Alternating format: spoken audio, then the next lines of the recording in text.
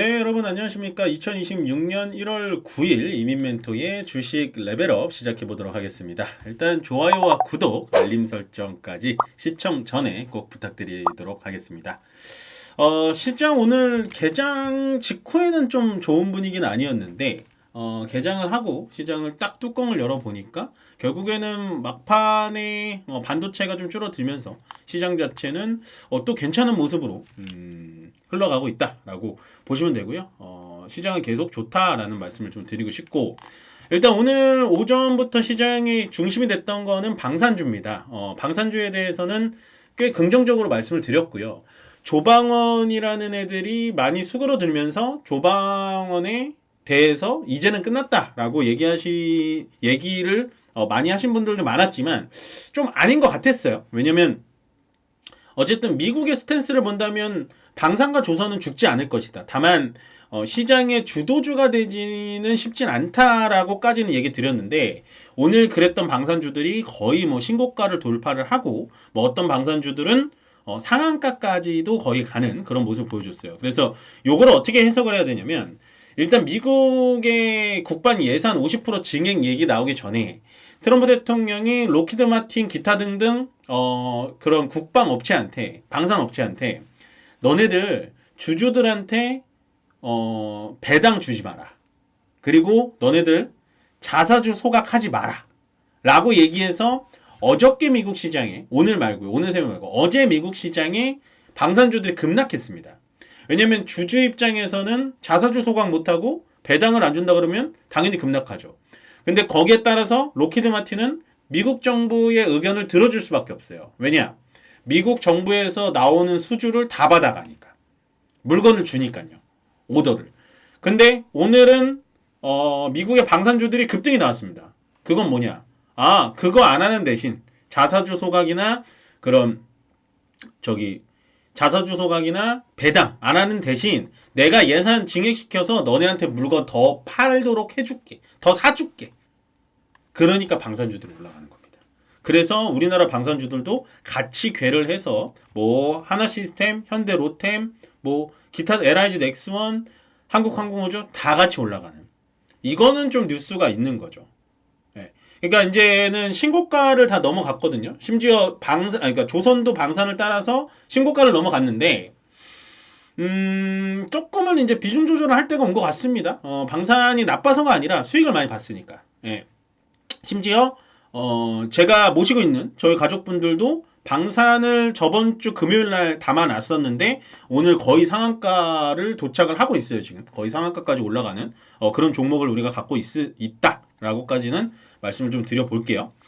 제가 요즘에 저희가 갖고 있는 것들을 여러분들께 많이 이렇게 말씀을 드리는 이유가 뭐냐면, 지금 시장은 모두가 다 같이 올라가는 시장이 아니에요. 그러니까 빨리 내 포트를 정리하고 내 안 가는 종목을 빠르게 손절을 처리해서 주도주를 빨리 태워야 계좌가 나아진단 말이에요. 근데 여러분들은 항상 좀 고민의 시간이 너무 깊다는 겁니다. 근데 저는 항상 뭐를 배우고 무엇을 과실을 이렇게 딸 때는 항상 어느 정도의 투자 비용은 들어가야 된다라고 생각을 해요.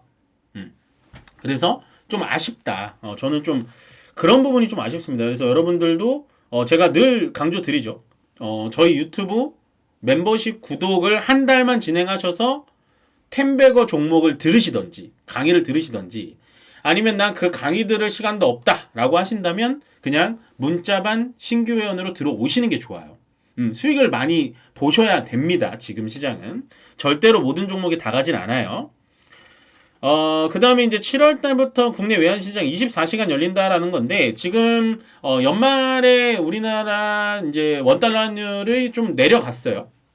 강제로 끌어내렸는데, 1월달 들어오고 나서 다시 올라가고 있어요.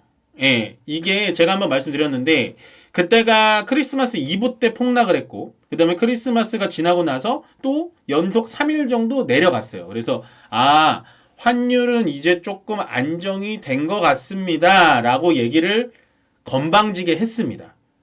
보기 좋게 틀렸죠. 전 틀린 거는 확실히 짚고 넘어가는 성격입니다. 그래서 환율의 예측은 쉽지가 않다고 제가 그때도 얘기 드렸지만, 이렇게 7월부터 외환시장을 24시간 연다라는 건 그만큼 정부에서는 현재 1,450원을 마지노선으로 보고 있다라고 생각하는 게 맞을 것 같아요. 그래서 환율에 대해서는 뭐 크게 걱정은 안 해도 될 것 같다라는 의견을 좀 전달을 해드리고 싶었고, LG엔솔이 일단은 적자 전환을 했습니다. 4분기 영업 손실이 나면서 적자 전환을 했는데, 사실은 LG엔솔은 오늘 그래도 많이 빠지진 않았어요. 그렇다라는 건 나쁜 소식은 다 반영될 만큼 반영됐다라고 보시면 됩니다. 그래서 2차 전지가, 제가 요즘에 종목 상담할 때도 2차 전지가 굉장히 많이 들어오는데, 2차 전지가 지금은 좋다고는 할 수는 없지만 도망갈 필요는 없다라고 생각해요. 예, 팔고 다른 종목으로 빨리 갈아타야지 라고만 생각을 안 하셨으면 좋겠다. 아시겠죠? 그래서 사실은 LG엔솔이 3분기에는 흑자가 났었는데 뭐 전기차가 잘 팔려서가 아니고요. ESS 사업하고요. 그 다음에 미국의 보조금 있잖아요. 미국에다 2차 전지를 팔면 보조금 혜택을 줍니다. 그 혜택을 세금 환급을 받았기 때문에 흑자가 난 거였어요.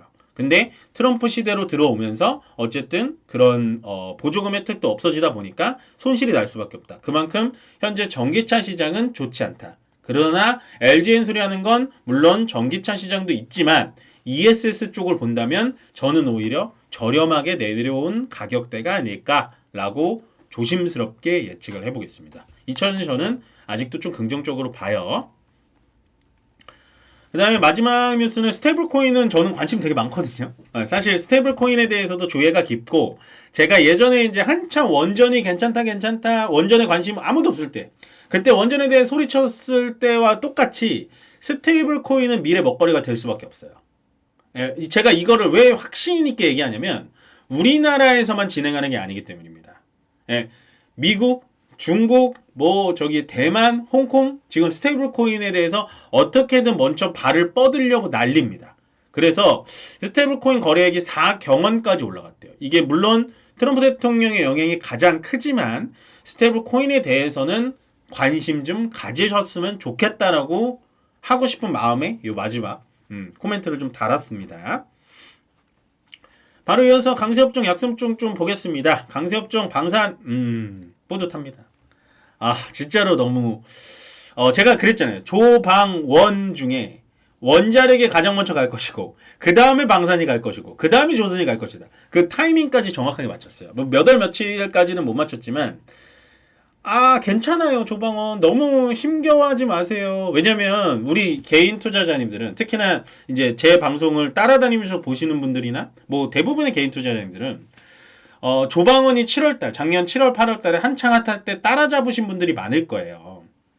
근데 10월달, 11월달부터 반도체가 막 가기 시작하니까 조방원은 고평가다. 조방원 여태까지 수주 받아놓은 거 다 이미 주가에 반영된 거다. 막 이런 얘기가 나오니까 불안한 거죠. 그런 언론, 매개체 이런 걸 보니까. 근데 그럴 때마다 하셔야 되는 게 뭐냐면 제 말을 믿으셔라가 아니라 그럴 때마다 해야 되는 건 뭐냐면 나의 계좌를 다시 들춰봐서 조방원의 실체를 본인만의 방법으로 분석해 보시는 게 가장 좋아요. 그러면 흔들리지 않습니다. 제가 이 방송, 그러니까 유튜브를 정말 오래 하면서 여러분들께 항상 하는 말이 뭐냐면 저도 많이 틀릴 때가 많습니다. 그런 말 많이 하잖아요. 그만큼 저도 항상 제가 말해놓고, 말에는 힘이 있으니까 말해놓고 다시 뒤돌아봐서 또 확인하고, 그랬을 때 조방원이 과연 나쁠 것인가? 물론 시장에 관심이 없어서 힘들 수는 있지만 과연 버려야 될 카드인가? 라는 거에는 저는 정말 반대하고 싶었거든요. 그게 결실을 지금 벌써 한 4개월 만에 맺어서 너무나 뿌듯합니다. 근데 여기서 오해하지 말으셔야 되는 건 조방원은 작년 7월, 8월처럼 주인공이 되기는 조금 어렵다. 이렇게 짧게 상승해가지고 수익을 줄 수는 있지만 주도주가 되기에는 재료를 갖다 쓸 만큼 다 쓰긴 썼다라고 보시면 돼요. 아시겠죠? 그래서 정말 물려 계신 분들 안 도망가고 버티셨다면 수익권에 좀 오지 않았을까라고 말씀을 드리고요. 자동차, 현대차는 가져가셔야 돼요.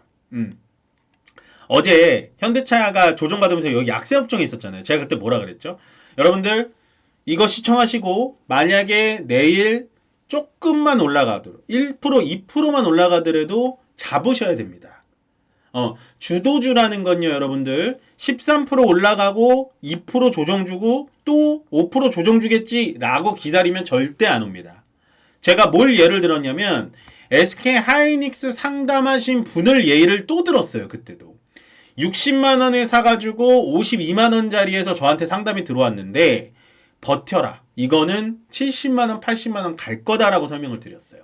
자동차도 마찬가지입니다. 현대차 계열. 현대차라는 얘기가 아니에요. 현대차 계열도 마찬가지예요. 올라갔잖아요. 상승 13% 상승했잖아요. 2% 조정 나오고 오늘 조정 안 나오고 6%또 가잖아요. 주도주의 영향은 항상 이런 식이에요. 더군다나 대형주가 주도주가 돼서 올라간다? 어디까지 올라가는지 알 수가 없습니다. 또 하나 예를 들어볼까요? 우리가 작년에 삼성전자 55,000원, 6만원일 때 저도 마찬가지죠. 하이닉스가 낫지 삼성전자 뭐하러 사냐. 근데 편안하게 매수하실 분은 삼성전자 사셔라라고 얘기했어요. 그런 삼성전자가 지금 14만원까지 올라갔습니다. 대형주는요. 한번 탄력을 받으면 멈추지 않아요. 조정은 나올 수 있을지언정 계속 올라갈 수 있습니다. 아시겠죠? 그러니까 너무 이 열려있는 매개체에 속지 마세요. 말씀드리고 그 다음에 피부 미용도 제가 참 많이 좋아하고 화장품이랑 곁들여서 참 아쉽네요. 너무 주가가 안 좋네요. 너무 안타깝습니다. 라고 했는데 오랜만에 강세업종이 좀 들어왔는데 자리들은 다 잘 잡아준 것 같아요. 뭐 대표적으로 APR이라든지 파마리서치, 뭐 달바글로벌, 뭐 이런 종목들. 피부 미용이라고 해서 무조건 뭐 의료기기 쪽이 아니라 저는 화장품까지도 다 피부 미용으로 본다라고 말씀을 드리고 싶고요. 약세업종은 엔터가 계속 안 좋네요. 근데 사실은 기회입니다. 비싸서 못 사셨던 분들은 저는 엔터를 담아두시면 좋다. 그렇지만 뭘 담아놓으라 그랬죠? 슈퍼 IP, 그러니까 슈퍼 아이돌이 있는 엔터사를 잡으셔야 된다 말씀드리고 2차전지는 제가 LG엔솔 말씀드리면서 충분히 말씀드린 것 같습니다. 그리고 반도체 소부장도 오늘 연 이틀 조정이 좀 나오고 있다. 그렇지만 괜찮다. 그러니까 오늘은 정리를 드리자면 강세업종에서도 괜찮은 애들만 다 뽑아온 거고 약세업종에서도 괜찮은 애들만 다 뽑아왔다. 그러니까 지금 시장은 어떻게 하셔야 된다? 여러분들 무조건 누군가는 따라서 매수를 하셔야 돼요. 혼자서 어떻게 분석해가지고 하기에는 지금은 힘든 시장이에요. 왜냐면 종목 장세, 종목별로 움직이기 때문에 지금은 누군가의 도움이 분명히 필요한 장세다. 라고 마무리를 지어드리겠습니다. 네, 끝으로 잊지 않으셨죠? 구독과 좋아요 그리고 알림 설정은 저에게 많이 힘이 되니까요. 저는 다음 주 월요일날 다시 찾아오도록 하겠습니다. 고맙습니다.